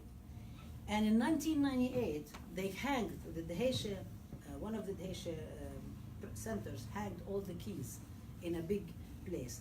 But also equally interesting was a big map, a big calendar that they made. That is a reproduction of a UN UNRWA refugee camp, a card.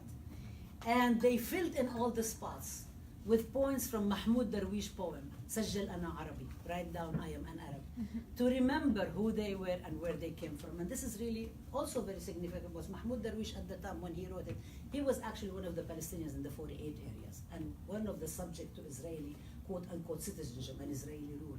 So it's very interesting to actually see what kind of poetry and what kind of articulations the Palestinians in the 48 did. And in 2000, when Al-Awda, Right of Return Coalition here, did this big rally in 2000 in Washington, D.C., one of the young people from the refugee camp came and spoke at it. And it's like 8 years after Oslo, right? The interesting thing about the Haitian is that one of the people who helped them, or supported them, was Professor Susan Green, who is a professor, doctor at San Francisco State University, on and off whenever we're allowed to teach courses. She's not allowed to teach the course this semester because San Francisco State is refusing. But she went and painted on the inside wall of Palestinian art centers during the 1987 Intifada, or the Intifada of the Stones, people refer to it, painted murals of all sorts of struggle, including there is a mural of indigenous people, another mural of international solidarity, there is a mural of Palestinian women painting the land, there is a mural of the poppy, which was banned because it represents the colors of the Palestinian flag and so on. She went with 4 other Jewish and Zionist muralists, and they painted all the inside walls of many art centers in Palestine as a sign of solidarity and resistance, because you could not paint outside. Now, Susan Green, fast forward, in 2006, becomes one of the co-muralists who paints the Palestinian mural, cultural mural, that honors Edward Said at San Francisco State University. And the mural itself also, this is the last story about the diaspora and thinking about return and connections to the land, whether you return or you don't return. It's the idea of it. They were, as many of you know and some of you do not know, that mural, there were 2 symbols that were censored. Just like things were censored today, just like things are always censored, and the Palestinian stories, not the story, and the narratives of resistance and return continue getting suppressed. That mural, 2 symbols were suppressed. One was the cartoon character of Najil Ali, that the Israeli, the San Francisco State University, I should say, San Francisco State University president and their Zionist supporters have a big problem with. They have a problem with the cartoon character. Okay? And the key of return that Hamdallah was holding in one hand with Al-Awda written to it. And one of the interesting things, and people probably know that this was painted by, drawn by Najil Ali. This was the cartoon who was assassinated by the Mossad, which also responds to the question when people say to the Palestinians, where is your Mandela? And we say, a lot of the people are in the grave, some in numbered cemeteries, some have been deported, some have been made disabled, and so on. People are getting crushed day in and day out, but they continue. And this is very much, again, when we talk about other contexts, it's very much like the COINTEL program, the counterintelligence program against movements in the 60s. And very much similar to the theorization by the Steve Biko, by Frantz Fanon, and by people from Sheikh Izzuddin al-Qassam in 1935 to the present. So this has been very much part of, it's, in other words, the pedagogy of the oppressed is not something only new when Paulo Freire wrote it. It has been going on. And in a counter-hegemonic discussion of the mural, which is the last example I'm talking about at San Francisco State University by Palestinian American young students, some of them who were not, many of them were not born in Palestine, some do not speak Arabic perfectly, some are organizing. On the day of the inauguration of the mural, they all came wearing the t-shirts with Hamdallah on it as a sign of defiance.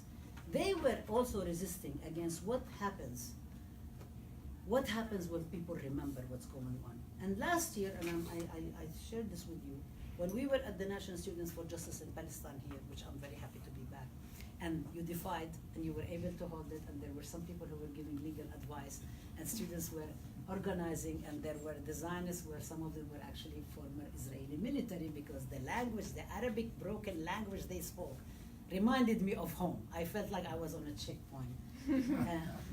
It was. There were all the students. One of the students that I'm always very happy to tell the story of is Muhammad al-Kurd, who was a poet now. He's a rising poet. He lives in Atlanta. And his grandmother is Nabil al-Kurd, who is from Sheikh Jarrah, and now she's over 100 years old, who continues. So I think the question is, when we think about what's going on, and when we think we are inspired by the examples of people like Susan Green, by examples like Muhammad al-Kurd, like Nabil al-Kurd, like lawyers and Linda and the students here, and all of you who come in and go, and the organizations that have been done a lot of the times in the community, many, many times over, and they fall apart and people rebuild them again. I think it is difficult times. We are in tough times. But I think it's really, really important that we're still here, that we're still resisting, that the possibilities of building another world, a world of justice, still exist, that we continue to come and speak with each other, and we will never be silenced. Thank you.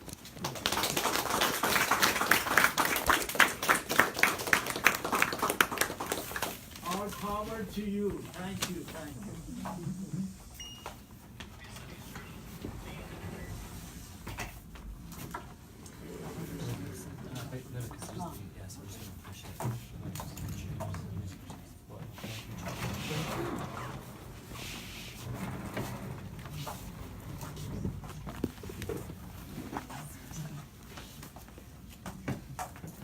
So we do have a hard stop at 7:30 For iftar. for iftar, and Kareem will make more announcements. We are going to end maybe a minute early because there are a few announcements about upcoming programming that we're going to share. Why don't we go ahead and collect about 3 questions per round? Yeah. So floor is open. Yes. So Say your name. yeah. Yes. Why don't we do name and affiliation? Just like on the sign-in sheet. You don't have to share email, but just name and affiliation. Thank you both for an amazing talk. I really appreciate hearing even Dr. It's the first time I hear you, so it's really nice to hear you. Thank you, Dr. Rabab. But I'm also curious to hear about updates, updates for your case, if you can update us on what's going on. So we're going to take 3 questions at a time.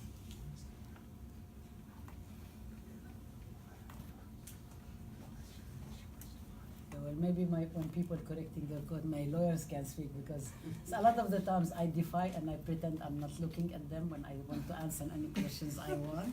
And so maybe, Mark and Behnam, you can, We're happy to answer updates about the case. If Can you, you're you okay can. with that. Right, go ahead. Or all 3 of the cases, as it may be. All the cases, the whole case. It's illegal, yeah. You guys wanna say that? Go for Right it. now? Okay, sure. Hi everyone, my name is Behnam Giragozli. I'm one of Dr. Abdulhadi's lawyers, along with Mark Kleiman. It's not just one case, it's actually 3. So the first case was filed back in the summer of 2017 by an organization called the Lawfare Project. Maybe some of you have heard of the Lawfare Project. They're quite infamous for a number of things that they've said and done. One of them is the lawsuit. This is an organization whose director said that Palestinians don't exist, and that their goal is to inflict massive punishments on the enemy being people like Dr. Abdulhadi and people like you. So they filed a lawsuit, and long story short, Mark and I got it thrown out permanently back in October of 2018.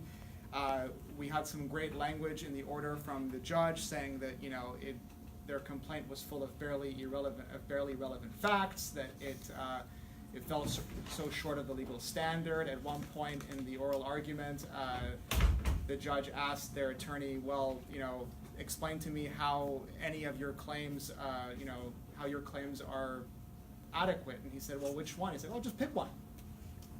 So eventually we got that thrown out. Currently, that case is still in some ways active because Mark and I have filed a motion asking the court to order those attorneys to pay us over $400,000 in sanctions because of the work that we did pro bono for Dr. Abdulhadi in that case. So There was a debate, by the way, about whether we would ask for money back or demand the Golan Heights in Jerusalem. yeah, so there was that. There are two other cases as well. Both of those cases are essentially against San Francisco State University. One is in federal court, and the other one we actually filed yesterday in state court. The one in federal court is under something called Section 1983, essentially the civil rights statute, where if a government entity is violating your civil rights, you can sue them for money and for attorney's fees and for vindication of your civil rights. That one essentially alleges that because after the 2008 recession, SFSU became much more dependent on outside donors who just so happened to be Zionists. These Zionist organizations were able to find excessive influence in the university to persecute Professor Abdulhadi in retaliation for her political speech advocating for and in Palestine. That's the federal suit. The state suit that we filed yesterday has to do with the fact that the university has essentially broken every single promise that they made to Professor Abdulhadi in recruiting her to be a professor at their university. That state court lawsuit also has to do with violations of a number of employment statutes, the details of which I will not get into, and that's basically it. Stay tuned for more. Thank you. Thank you. Any questions, comments? There's one back there. Yeah. Wait, okay, so are we doing 3 questions for one person at a time, or can I do 3? No, I did both. Okay. Name. Okay. Hi, my name is Ziggy. Hamilton High School, Students Deserve LA, Community Coalition, South LA.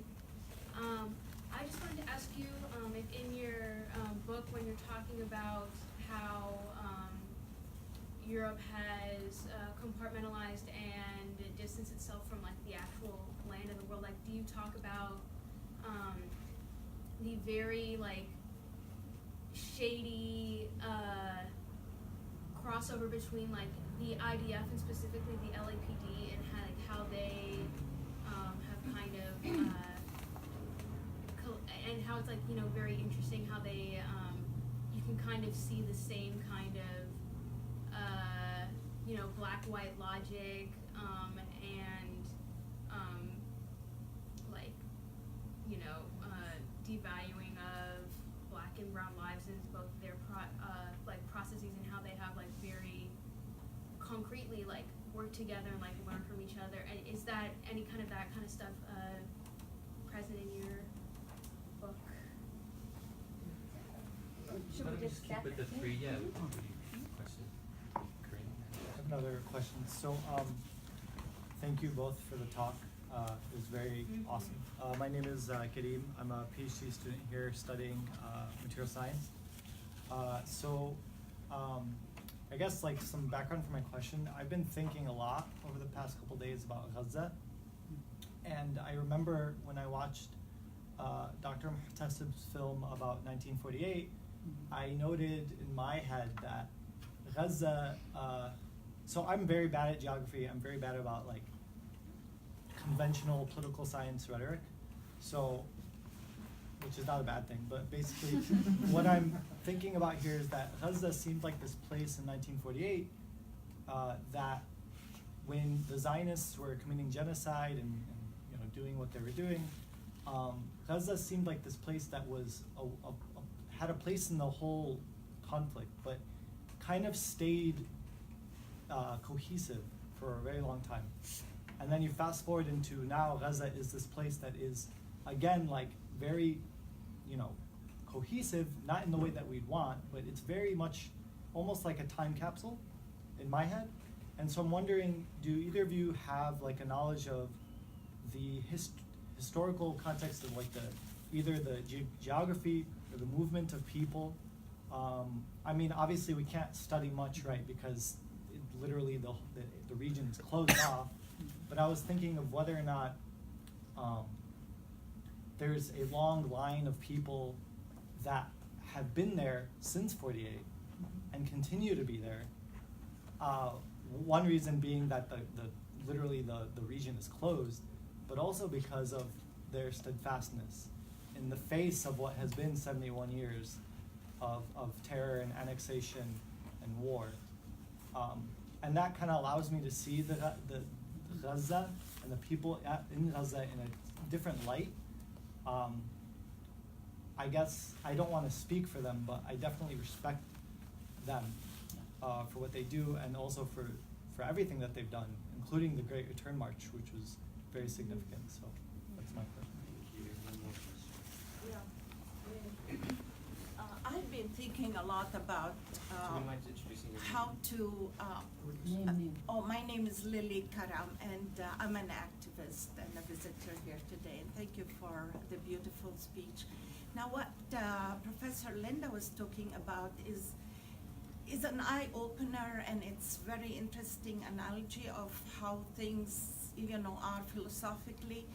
But if you talk to a regular person today, and things have evolved, and we no longer look at things the same way because it's not politically correct, working to master versus a slave and stuff like that. So we are at a different level in life right now.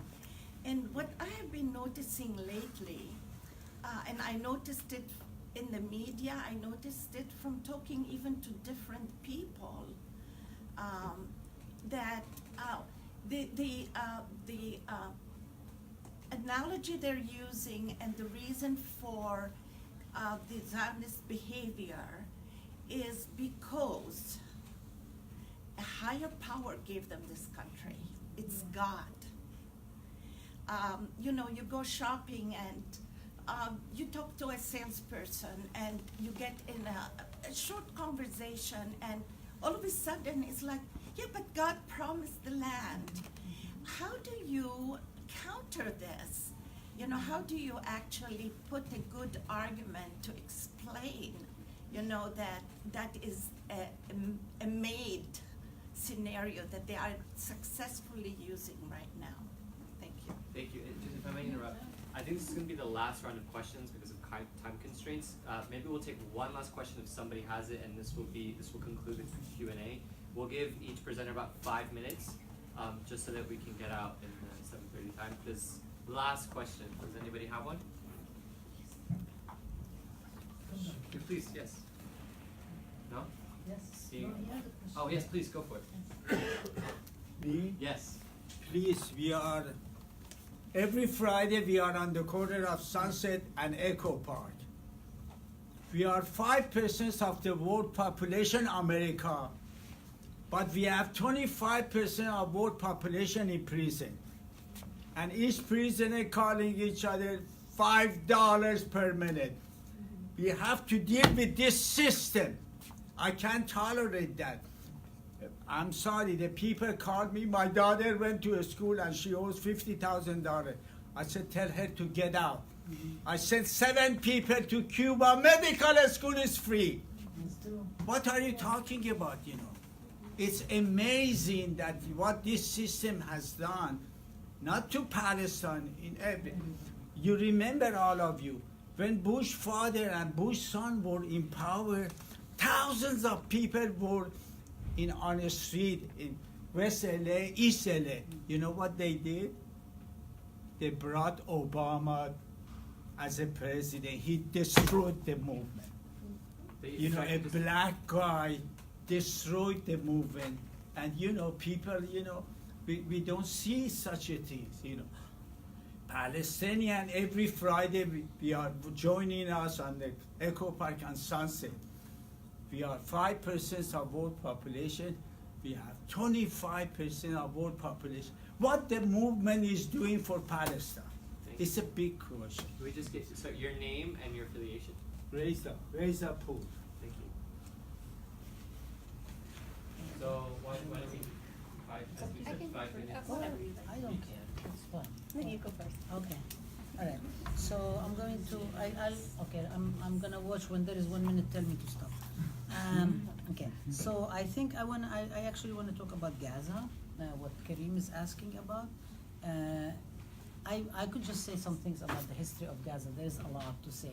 But what I'm remembering about Gaza, that Gaza has been very much part of Palestinian resistance. At one point in the 70s, Sharon himself said that the Palestinians control Gaza during the night, and Israel can only control it during the day. And that was before the killing of a very well-known fighter, Guevara Gaza, Mahmoud al-Aswad, who became very well-known. In 1956, when Israel attacked Egypt along with Britain and France, also Gaza was attacked as well because people, rose up. In 1993, I remember that the whole question. The interviews in Gaza that I have done were incredible with the grassroots women and so on, and the whole resistance that has been going on. The assassinations of leaders left day in and day out, and the bombings. I think also geographically speaking, and maybe you want to say some more about that, Linda, or anything else, is that Gaza is very close to Nakba and Hebron. I mean, unless you go there, you can't actually imagine how close it is. That people are like similar families, disconnected with each other and so on. But we think of them as different geographies. We actually imagine a very different of disposition, right? We don't actually think about how close people are until you stand in Nakba and somebody says to you, that's Jbal Khalil, this is Hebron, that's where Gaza is. The things are like really close with each other, and families have been separated. I'm going to stop, but we can talk about also the politics of it. I believe that all the power, but I think it's not. We people need to do more to be able to support that steadfastness and resistance. Definitely, the protest, everything. The question, I will just, I would say something about the Christian Zionists and the whole question of it's given by God. I'll say a couple of things that not necessarily discussing Christian Zionists and their support for Trump and the ways in which they actually were pressuring him and also rewarding him. And most of his members of his cabinet are born again who are Christian Zionists, who were very much as supportive of the move to Jerusalem as Adelson and the Zionists are. So it's not just, it's one thing. But also, I think we really need to remind people that we're talking about the Holy Land. I mean, people don't even remember that. So I think that's one simple thing. But I think the whole, and this also is in response to Reza, the whole country is moving to the right. And I think what happens is that the powers that be they learn from mistakes. So this morning I was talking about the whole question of how Reagan came in the 1980s with a very clear agenda, not only neoliberalism, not only increase of intervention and so on, but also in order to quote unquote clean up what is seen as politically correct discourse and smash all the gains that the movement has created in the 60s. So one of his first acts was to destroy, what is it, PATCO? It was the PATCO strike, the air controller strike. He went after one thing after another. One of the problems of the movement, I think, is that, I mean, yes, Obama is one, either you can say that he was a player in this game, or he participated in, or he was brought into there, or whatever. But the system works itself out in order for it to survive. Doesn't mean we let it, because there has to be resistance. But I think also is the question of what people need to do in order to resist and not to allow these things to continue. The other thing I think also Obama, yes, Obama was part of neoliberalism. He did all of this stuff and so on. At the same time, also the elections of Obama, elections of a black man to become the president of the United States, is also a reflection that we have a new generation that did not live through segregation, that did not live, so people do not actually remember, they do not have memories of that discrimination, that they ended up voting for Obama. So I mean, despite his, I think there were a lot of problems with his agenda, but I think why people voted for him, why he was voted into power, because there is a different way. And then the right wing said there is no way, no more, we're not even going to allow a black person to be in the White House, irrespective of how much they accommodate the system. So it's a question of the movement to kind of like say, hey, We really need to work, and we need to work together. This is the last point I would make. The whole question of the indivisibility of justice. Historically, and when you talk about Palestine, historically, the peace and justice movement, and I put it in parentheses, in the US, has acted as progressive except on Palestine. Has historically refused in June 12, 1982, when million people were marching for nuclear disarmament, Beirut was being bombed, and people refused because of the influence of Zionism on the movement, which was very normalized. Today, that's not normalized anymore. I think and this is why the Zionists are getting nastier and getting more bullies, because they really would like to silence people. So I'm gonna stop because I'm like 5 minutes. Oh, that's great. Thank you. Yeah, on the question of on the ID. Can I just say one more? I'm sorry. I just wanted to say one more thing about Cuba, is that this summer is going to be the 50th anniversary of the St. Venceremos Brigade. So that's also going to be a large show of expression of solidarity. I'll try to go quickly on the IDF and like LAPD and training of other police departments. It comes up in my book, but only a little bit in the preface. When I first started doing Palestine organizing, I was ready to make all of these connections, like Elbit helping build the border wall, for example, Israel advising genocidal dictators in Guatemala. But then I started to realize there was a bigger logic that even if Israel wasn't training LAPD or other police departments, even if Israel wasn't funding the wall, there's still a connection to be made. So I reference that. I think that it's important that we highlight them because it brings attention to folks who may not see these connections, but there's a deeper philosophical logic going on, and that's what I try to focus on. In terms of Gaza, and this is a nod to what Rabab said about the Palestinian leadership in trying to move into negotiations with Israel, going toward that human side, has had to create its non-human. Gaza and the refugees in a lot of ways have been the bad Palestinian that the Palestinian leadership has created. So even like in the West Bank, when there's massacres in Gaza, the Palestinian Authority will quash protests in support of solidarity with Palestinians in Gaza. So they do, and so it makes a lot of sense, like what you're saying about that. Even like in our imaginations, they have such a far away, they serve such a far away place. I've even been in meetings with Palestinian cartographers and advisors who have scenarios for what a Palestinian state would look like without Gaza. Like they include scenarios without Gaza in there. So it is important to see that in the Palestinian leadership, genuinely trying to become equal sovereigns with Israel, they need to create their other. Just how Jews needed to create their other, who are the Palestinians, in order to be accepted. This is why that logic is so toxic and needs to be destroyed. We need to move away from it. Which then also moves to the Obama question, and I did mention it in my talk a little bit, in that there are the white liberals who voted him in. There's also the fascists who don't want him in. Those two things exist at the same time, so there was struggle to get him in. And I think that that's how Zionists understand their position, and I don't think that they're wrong. There are anti-Semites, genuine anti-Semites, who do not want Jews in this world. Who are in the government? Yeah, they're very powerful. And they are white supremacists. They're white supremacists, but because the Israel Project is so committed to white supremacy, whenever there is a massacre at a synagogue like we saw in Pittsburgh, what happens is that the Palestinians get blamed for it, rather than the white supremacists. This is the commitment that Israel has to white supremacy. So they do see that in order for them to survive, to exist under this logic, they need to oppress others, and this is why the world at 1492 needs to be created differently. We need to create something else. And in terms of the master-slave, and I'll say this in 30 seconds or 1 minute, I think that the God question is for sure, it's an important one, especially in organizing the way that I do in the Americas. A lot of evangelicals believe that. I've seen even indigenous peoples in Palestine, in Jerusalem, going on these pilgrimages, believing that Jews are the chosen people, etc., and it's difficult.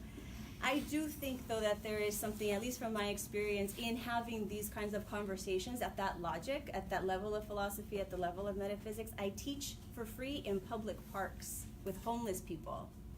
I teach in living rooms. I'm no longer teaching in the university. I teach with the wretched, and they get it.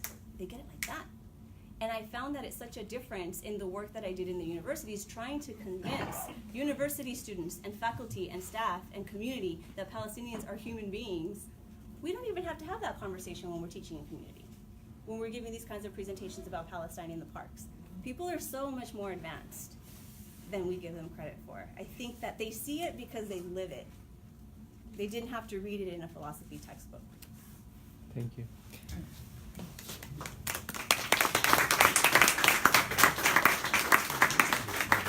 So, thank you on behalf of Chris and I for the event. There are a few announcements. We're going to go through them quickly. Kareem has a... Okay, so the event's gonna end at 7:30, but for people who want to stick around, we have some food. It's wawshi's from Bella Pita. We do want to give preference to those who are fasting. So please, preference to those who are fasting first. I also want to, a number of us who are co-sponsors made both speakers a t-shirt. It's Asada Shakur. It says, nobody, I actually can't read it. It says, nobody in the world, nobody in history has ever gotten their freedom by appealing to the moral sense of the people who are oppressing them. So, the shirt for you, and also a shirt for Thank you. Thank you. Wow. We had, thank you, Josh from Jewish Voice for Peace has an announcement. Thank you, Glenn. Thank you for this wonderful event. So tomorrow at 7 p.m. in Math and Sciences 5117, Jewish Voice for Peace is hosting a panel called Jewish Experiences of Race, Intersectional and Historical Perspectives. We're going to be centering experiences of Jews of color, and I think it'll be, especially after this event tonight, it'll be a really great way to think about the Jewish experiences outside of this white supremacist Zionist project. So thank you. Can you repeat the name of the room? Math and Sciences 5117. What time? At 7 p.m. tomorrow. We shouldn't share it on Facebook. We can share it on. We can Yeah. share it on And if you Facebook. have Twitter. We also had an announcement. So the Eagle Nakba Liberation Front is collaborating with Unión Centroamericana, which is UNICA. It's a Central American student organization at UCLA, as well with Nakba, which is another organization here at UCLA. We're collaborating on a political education, like engagement workshops centering around unpacking U.S. imperialism and building global solidarity. That'll be this Thursday, and then May 30th and June 6th. So it's like a 3-part series. That'll be happening here at UCLA from 6 to 8 p.m. in the Bunch building. I could also post the flyer on the Facebook page for this event. So please come out. Should be awesome. Yes. Thank you, and feel free to stay behind. We are going to host the reception. So thank you. Thank you to everyone. And Kareem will coordinate food.